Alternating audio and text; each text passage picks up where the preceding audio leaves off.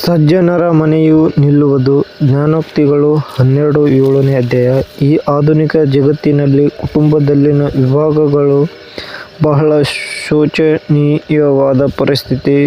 ಕ್ಷುಲ್ಲಕ ಕಾರಣಗಳಿಗಾಗಿ ಗಂಡಸು ಮತ್ತು ಹೆಂಗಸು ಇಬ್ಬರೂ ನಾನು ಮತ್ತು ನನ್ನದು ಎಂಬ ಪ್ರತಿಷ್ಠೆಗಾಗಿ ಜಗಳವಾಡಿ ಸುಲಭವಾಗಿ ಬೇರ್ಪಡುತ್ತಾರೆ. ಬಿಸಿ ಏರಿದ ವಾಗ್ವಾದ ಮತ್ತು ಜಗಳದ ಮಧ್ಯೆ ಜನರು ತಾವೇ ಇದು ದೇವರು ಮೆಚ್ಚುವಂಥದ್ದಾ ಎಂಬ ಪ್ರಶ್ನೆ ಕೇಳಿಸಿಕೊಳ್ಳುವುದಿಲ್ಲ. ನಾನು ಹೀಗೆ ಮಾಡಬಹುದಾ? ನಾನು ಯಾಕೆ ತಾಳ್ಮೆಯಿಂದ ಇರಲಾಗದು? ಆದರೆ ದೇವರ ವಾಕ್ಯ ಏನು ಹೇಳುತ್ತದೆ ನೋಡಿರಿ. ನೀತಿವಂತನ ಮನೆ ನಿಲ್ಲುವುದು. ಯಾವ ನೀತಿಯನ್ನು ಅಪೇಕ್ಷಿಸಿ ದೇವರಿಗೆ ಭಯಪಟ್ಟು ಜೀವನ ನಡೆಸುವವರು ಯೇಸುವನ್ನು ತಮ್ಮ ಕುರುಬನನ್ನಾಗಿ ಮಾಡಿಕೊಳ್ಳುತ್ತಾರೋ. ಕೀರ್ತನೆ 23:3 ಅಧ್ಯಾಯ. ಪ್ರಾರ್ಥನೆ, ಕೃತಜ್ಞತಾಸ್ತುತಿ ಪ್ರಾರ್ಥನೆಗಳು ಮತ್ತು ವೈಯಕ್ತಿಕ ಪ್ರಾರ್ಥನೆಗಳು ನೀತಿವಂತ ಮನೆಗಳ ಕುಟುಂಬ ಭಾಗವಾಗಿದೆ.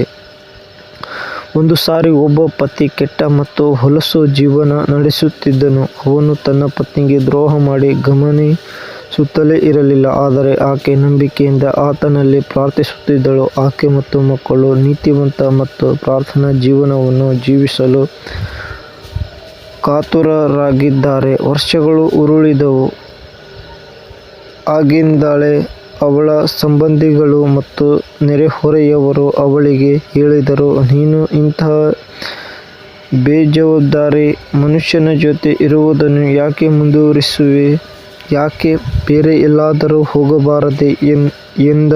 ಆದರೆ ಅವಳು ಅವರೆಲ್ಲರ ಸಲಹೆಯನ್ನು ತಿರಸ್ಕರಿಸಿ ಆತನೊಡನೆ ಜೀವಿಸುತ್ತಾ ದೇವರನ್ನೇ ನೋಡುತ್ತಿದ್ದಳು. ಪ್ರಾರ್ಥನೆಗಳನ್ನು ಉತ್ತರಿಸುವ ದೇವರು ಕನಿಕರಿಸಿದನು. ಆಕೆಯ ಪತಿ ಇದ್ದಕ್ಕಿದ್ದ ಹಾಗೆ ಚರ್ಮರೋಗಕ್ಕೆ ತುತ್ತಾದನು. ಒಡನೆಯೇ ಅವನ ಎಲ್ಲ ಸ್ನೇಹಿತರು ಅವನನ್ನು ತೊರೆದುಬಿಟ್ಟರು. ಅವನು ಕೆಲಸಕ್ಕೆ ಹೋಗಲಾರದೆ ಮನೆಯಲ್ಲೇ ಉಳಿದನು.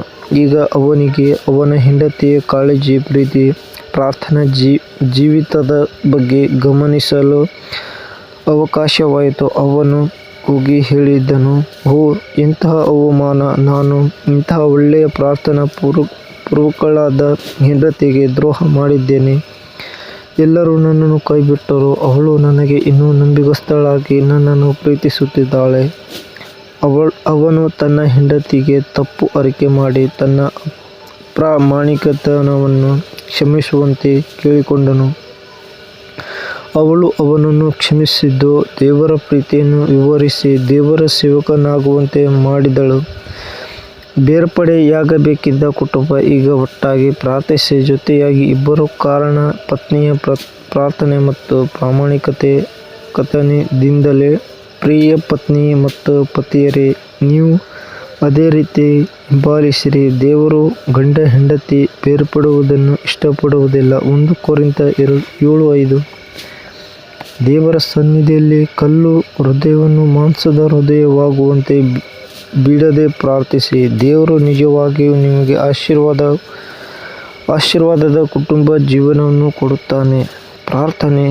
ಪ್ರೀತಿಯ ದೇವರೇ, ಎಲ್ಲ ಸಮಯದಲ್ಲೂ ನನ್ನ ಕುಟುಂಬದಲ್ಲಿ ಪೂರ್ಣ ಸಮಾಧಾನವಿರಲಿ. ನನ್ನ ಕುಟುಂಬದ ಸಮಾಧಾನವನ್ನು ಕೆಡಿಸುವ ಎಲ್ಲ ಅಡೆತಡೆಗಳನ್ನು ಗೆಲ್ಲುವಂತೆ ಸಹಾಯ ಮಾಡು. ನಿನ್ನನ್ನು ಹಿಂಬಾಲಿಸಲು ನನಗೆ ಕೃಪೆ ಮತ್ತು ಬಲವನ್ನು ಕೊಡು. ಇಂದಿನಿಂದ ನಿನ್ನ ಕೈಯನ್ನು ಹಿಡಿದು ನೀತಿ ಮಾರ್ಗದಲ್ಲಿ